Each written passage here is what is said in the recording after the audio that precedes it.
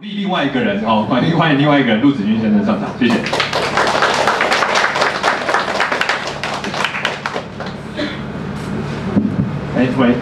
好，大家好。因为我是就是 Pensan 的编辑嘛，那因为最近我们就是有去高中做演讲，那难免也会提到一些，就是因为高中生就是刚接触爱情啊，也许现在小学生就已经接触了，不过不管，反正就高中生比较频繁。那我们有时候就会问说，现在正在谈恋爱的举手，然后都没人举手。那这时候就是我们的那个总编辑就问说，你知道你同学在谈恋爱的举手，然后就大家都举手。那我觉得这个问题就是刚才朱家安的演讲已经解释了，对，就是每个人对于就是恋爱的定义不太一样，对，所以可能才会有这样的那个落差出现，对，那解惑了。那其实因为我一直在问自己一个问题，就是说什么是爱？那这个问题太大，对科学家来讲的话，他就会把问题简化，然后再去回答他自己的问题。所以说我就想到，那以生物的角度来看的话，爱就是有很多 process， 就是有很多那个过程，从最前面的求偶，然后到后面中间的那个繁殖，然后到后面的养育这样。那人类因为也是生物，所以难免脱不了这个关系。那因为这个过程实在太复杂，所以呢，我觉得我比较有兴趣的是说，怎么样子两个人在茫茫的人海之中呢，你就遇到了。对，那这就是前面这个求偶，在更前面就是你怎么挑一个对的人来爱这样。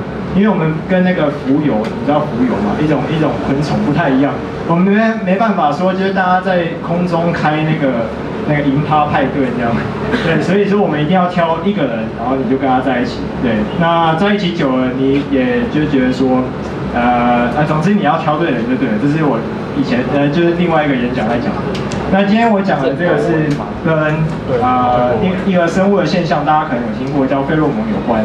那这个演讲呢，希望没有就是费洛蒙的厂商在这边，不然我大家会被丢鸡蛋，因为我就是专门来踢爆他们的。对，那刚好就是我爸最近在担心我的工作，就想说，儿子啊，你做这会不会饿死啊？你每天在玩 Facebook 这样。对，那我比较不担心，是因为就是这个社会就是太多人就是太多科学神棍，所以说我们光是踢爆他们，我就是有发不完的文章这样。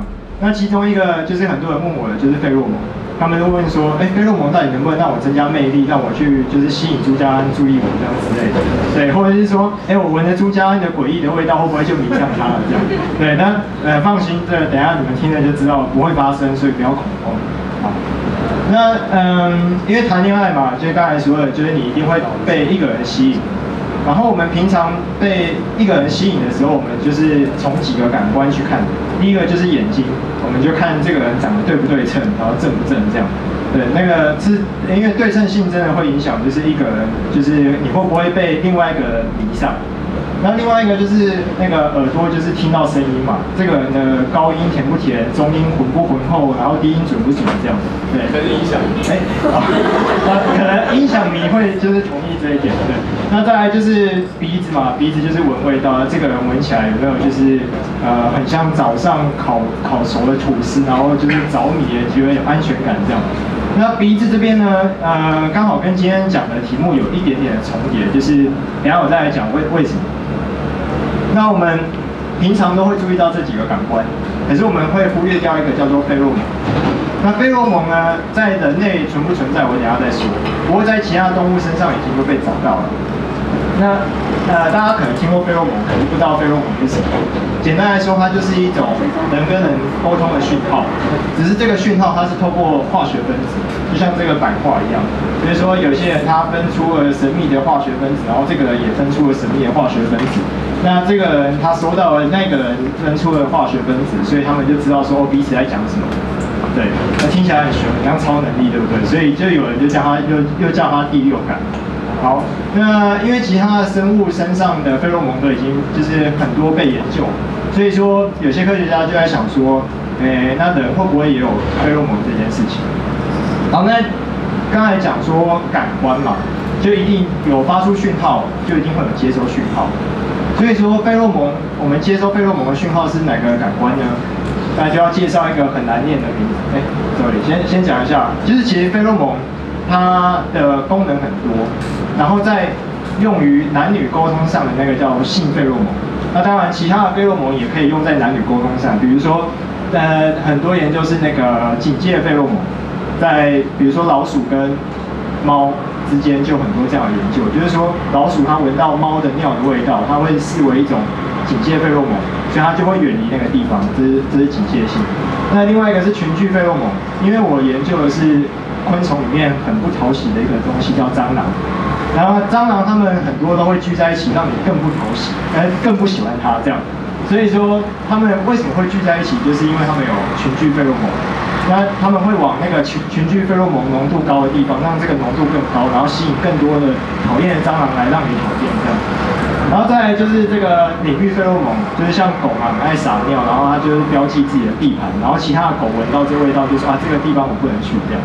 那当然那个男女之间可能会有那个就是领域费洛蒙啊，比如说男友在打 LOL， 然后就会散发一种就是奇怪的气场这样，那女生就可能不会想要靠近这样。那靠近的话呢，就是男生就会生气，然后就变警戒费洛蒙。好，所以就是其实费洛蒙在就是对，那最后一个就是性费洛蒙，还有其他的，比如说像大家可能会有听过女宿效应，就是说女生跟女生住在一起，那她们的月经的周期会越来越同步。然后这个就是也被研究出是跟费洛蒙有关，可是其实这个研究就只有到这里而已，后面的研究就不了了之了，因为我等一下会讲一些原因。好，然后刚才说就是费洛蒙要有接收的感官嘛，那我们的感官其实就是在就是鼻子里面一个很难念的名字叫离鼻器，离就是那个你去累残的那个离，你知道，然后鼻就是鼻子的离，离鼻器。那它叫这个名字，很显然它就在鼻子里面，可是它跟嗅觉是分开的，就是它是在一个我们感觉嗅觉的前面一点有个小孔，那这个小孔里面有很多神经，就是离鼻器。然后我等一下会讲说，这个离鼻器的演化这样。好，对大家比较关心的这个议题就是说性费洛蒙，这个 sex 可能大家看不太清楚，对，就是人类到底会不会也有性费洛蒙？对，那这个性费洛蒙如果有的话，它在我们就是恋爱里面扮演什么样的角色？这个时间要先倒转到上个世纪末，就是听起来很久，但其实也没有很久，就是1995年。这是其实费洛蒙它是很晚才被发现的一个东西，大概是1950年代的时候，从就是那个一种昆虫，可能有些人觉得很讨厌的那个它身上发现。它发现之后，后来在哺乳类身上也有发现，像老鼠啊、兔子跟狗那些都被研究很多。然后人类的费洛蒙是很久之后才被发现，然后差不多就是上个世纪末。那第一个发现说费洛蒙的确会影响人类行为的，就是比较有名的实验，就是这个白衬衫实验。然后它这个实验其实想起来有点胎歌，但是它很重要。为什么我说它胎歌呢？你看这个女生，她不是感冒在擤鼻涕，然后擤了这么一大袋，她这个白色的是那个受测者的 T 恤。然后他的实验就是说，他找来差不多50个男生，50个女生，那他们都是异性恋。然后呢，那个科学团队就让男生这边穿 T 恤2天，我不知道应该中间不会洗澡，但是我记得我控制他们吃东西，因为你比如说你今天吃麻辣锅，然后你 T 恤也会有麻辣锅嘛，那这样会影响这个女生对你的感觉，因为他是要让女生去闻她的 T 恤，所以有控制饮食，还有洗澡的时候用没有味道的香皂这样。然后呢，没有味道的香皂好像是一个好的。没有味道的清洁剂这样。OK。对。那男生穿了以后就穿2天，然后就把这个 T 恤换下来，然后放到这个袋子里。然后呢，这个神秘上面只有一个神秘的编号，就不会告诉你这个名字，还有身高体重之类的，就不会影响你的判断。然后呢，他把这一袋就是脏衣服给女生，应该叫她样本，不应该叫她脏衣服。然后给那个另外一群女生，就是不是在玩联谊，不过很像，也就给她闻这个味道。那让他们去评比，就说这男的可能这样，就是觉得说这味道好闻还是不好闻这样。那评比之后呢，就是科学家他就去测一个东西，叫做 MHC。那它是什么东西不重要，就是中文念起来也很老口，叫做主要组织相容性复合体。不过呢，就是它代表的意义比较重要，就是说它能决定一个人的免疫系统是怎样的构成。所以说，如果今天两个人他们的 MHC 差异比较大的话，那这2对男女生下来的小孩的免疫系统会比较多样性，就比较强壮的意思。所以说，科学家就发现说，某个女生她会被某个男生的味道吸引，然后这一对 couple 他们的 MHC 的差异很大。所以说，这就是从动物身上得到的实验，然后反映到人类身上，所以就是后来的就开启了人类研究性费洛蒙的这个议题。那后来就是最近几年，美国在流行一个东西叫费洛蒙趴，就是费洛蒙 party 这样。那他怎么做呢？他其实也是在联谊啦，然后就是因为我们平常联谊都是抽钥匙啊，或者是就是我不知道现在还没有玩抽钥匙这个老梗，但我没玩过啦。对，好，然后就是或者是你去配对一些什么星座啊、血型啊、兴趣之类的。但这个 party 不是，它是只让那个参加者去闻 T 恤，然后就是去配对，你觉得好闻你就跟他出去。你也不知道说会不会是一个就是你不太满意他的外表，但是他的费洛蒙好闻这样，然后你们就出去了，这样听起来蛮可怕的。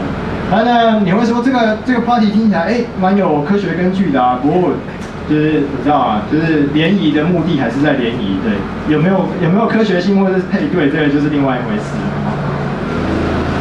好，那再来就是时间一直到了最近几年，有人就问一个问题，就是说费洛蒙它能反映出来的资讯，能不能反映出一个人他的情绪？那因为是性费洛蒙嘛，所以问的一定是说这个人的性情绪怎么样？什么是性情绪呢？这念起来很拗口，就是说他现在有没有非常的有 feel， 想要不是吃红豆饼这样 ，OK， 大家知道我的意思 ，OK， 好，所以呢，这个实验呢就有点离奇，他先找了那个一对，当然也是就是异性恋，然后一群男的，一群女的，然后一样是让男生做样本，他就找了性高涨的男性的汗，因为刚才是因为最早以前是收集 T 恤嘛。那后来发现说费洛蒙可能是存在汗里面，所以就针对汗来做研究。然后另外一群是一般情绪的男性的汗。那有没有想说，他怎么去收集性高涨男性的汗呢？当然不可能说一对情侣他们在就是做开心的事情的时候，然后你去收集那男生的汗，因为这样子可能会被人权团体抗议，就说你对。那所以呢，他的做法就是说，他退而求其次，他把一个收集汗的仪器夹在腋下里面，然后呢，让这个男生去看那个《朱家安硬碟》里面的神秘的小电影，对，然后20分钟之后呢，这个样本就完成收集了。那另外一群怎么办呢？因为你要控制那个误差嘛，所以他就看一些比较无聊的电影，大概就是比如说《甄嬛传》不行，《甄嬛传》可能有点刺激，我不知道他看什么电影，反正他就是一个不会影响你情绪的电影，然后一样收集他的汗，那把这个汗给女性的受测者闻了以后呢，不是评分，就是用一个比较可以量化的方式，就是去照他的脑部的反应。大家有听过 fMRI 吗？就是你可以知道说这个人他现在脑部的反应怎么样。那因为脑部它不同的部位会有负责不一样的工作嘛，可能有一些部分是在负责工作的脑神经。那你把一个正在工作的人抓进 fMRI 里面，你就会发现那个地方的神经特别的亮。那这个就是这样，就是去测试说，不同情绪的男生的汗给女生闻了以后，他大脑会不会有不一样的反应？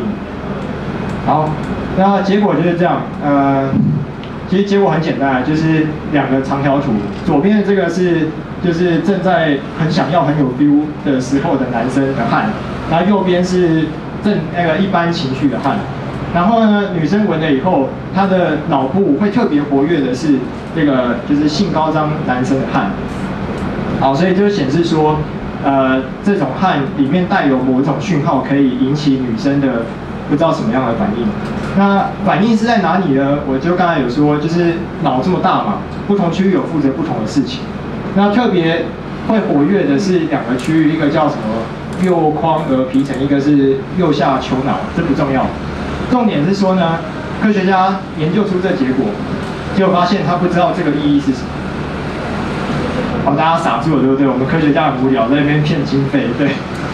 好，那但是这是一个非常就是严谨的研究，所以后来呢，很多人开始在怀疑这件事，就是说人类它真的有性费洛蒙吗？那这个问题呢，就是也是费洛蒙厂商不愿意面对的真相。对，因为他们都会跟你讲说啊，你涂了这个，你就可以就是吸引你想要吸引的对象啊什么之类的。那回答这个问题呢，先从2个角度来看。第一个角度来说，就是离鼻器，因为其实离鼻器它是一个非常从以前就存在的器官，一直到人类，从两栖类鱼没有鱼以外，就是鱼没有离鼻器。那从青蛙这种两栖类开始，然后爬虫类一直到哺乳类都有离鼻器。那它们的构造也非常像，只有一些位置上面的改变。可是呢，这代表人类就有离鼻器，人类的离鼻器就有用吗？你们大家有听过就是横肌器官这个东西吗？就是说猴子有尾巴，其实我们人也有尾巴，只是我们在发育的时候它不会表现而已。那离鼻器会不会也是这样的一个器官？然后这是第一个问题。那后来呢，有个英国的科学家他就找到了这个 TRP2 基因。这个基因就是名字不重要，但重点是这个基因它负责离鼻器的功能，就是在老鼠啊、在兔子身上、在什么哺乳类身上都有。可是，在人类身上呢，这个基因它突变了，就是它坏掉了。所以这时候就有人想说，哎，会不会其实人类的离鼻器就是它失去了它原本的功能？那另外一个学派就认为说，离鼻器失去功能没有关系，你还是能产生费洛蒙就好。那可能说费洛蒙接收器就变成是其他的嗅觉的神经来负责，这是一点。那后面还有很多疑点啊，就包括说，我这边举几个，就是为什么费洛蒙很难被研究出来的原因。第一个是说，就是费洛蒙它跟嗅觉一样是化学分子，非常的小，然后它很难被分离。那那个原因，我这边就举一个例子。就是说，他们研究气味的时候，其实是用一个叫CGMS 的仪器。那就是说呢，你把气味从这边放进去，然后气味，因为它是混合的嘛，那有些气味比较大，有些气味比较小。然后比较大的就会跑比较慢，就会在这边出现；然后比较小的就会跑比较快，在后面出现。就像你跑步一样，有人跑比较慢，有人跑比较快。那你跑比较远的时候，你就可以看出这2个差异嘛，即便他们的出发点是一样的。好，那他跑完之后呢，这个 peak 就是比较这个高峰的地方，就代表它的含量。所以说，你可以就是科学家只要用这个仪器，就可以把那个化学分子分离，然后有些可能分子比较高，就会有一个比较高点。啊，这个也表示说这边有一个分子，然后其他比较小。那问题就在于说，这个是理想，来给大家看现实的状况。你看，你有办法说出这里面有几种化学分子吗？对不对？这是一个问题。那另外一个问题就是说，常常这个一个高峰里面，它其实是代表2个分子，或者是甚至更多。可是它因为它们跑的速度一样快，所以没办法用这个方式来把它分开。好，所以这是一个就是研究上的困难。那再来就是说，因为其实我们人类就是你不太会感觉到你有接收到费洛蒙嘛，那就是说你跟其他的动物比起来，其实感官上面你已经不这么的依靠费洛蒙，所以说你身体散发出来费洛蒙的浓度非常的低，那所以这个很难研究。然后再加上说性费洛蒙的话，在其他动物里面，像你如果独立出一个老鼠的性费洛蒙，然后你给母鼠来闻，它会马上发情。可是，在人类里面不会啊，就是它只会害羞这样，然后它不会表现出来给你看。所以说，那个因为人类的就是性行为的那种转变，所以很难研究。那还有像我刚才说的，就是大脑，我们对它的了解已经非常的有限了。那你要去想说，哎，大脑哪里可以闻得到？这怎么可能，对不对？然后再来就是我刚才说的，就是嗅觉跟费洛蒙其实很难去区分。好，那有人就会说，你讲那么多干嘛？你只要跟我讲有或没有就好了，对。那不过呢，因为我就是我就会认为说，一个没办法证明的东西，你不能表示它不存在。所以你问我有没有费洛蒙，我会说，还不错啊。就是如果你闻到开心的味道的话，那就谈场恋爱吧，这样。所以就是希望大家就是对于这个议题有一些了解，谢谢。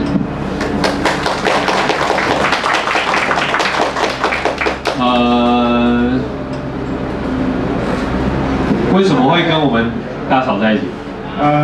这是第6感的牵引，这样吧？是这样。有闻到什么东西吗？我感觉不出来，你知道的。OK， 比赛吗？OK， 所以关于费洛蒙，现在厂商们都用什么方式在宣传？他就比如说他会举老鼠或者是兔子的实验，然后就跟你说，你看他们就是又发现了性费洛蒙。但问题是说，我们不是兔子啊，我们也不是老鼠，所以这样子的推论其实是，就是他们太夸张了。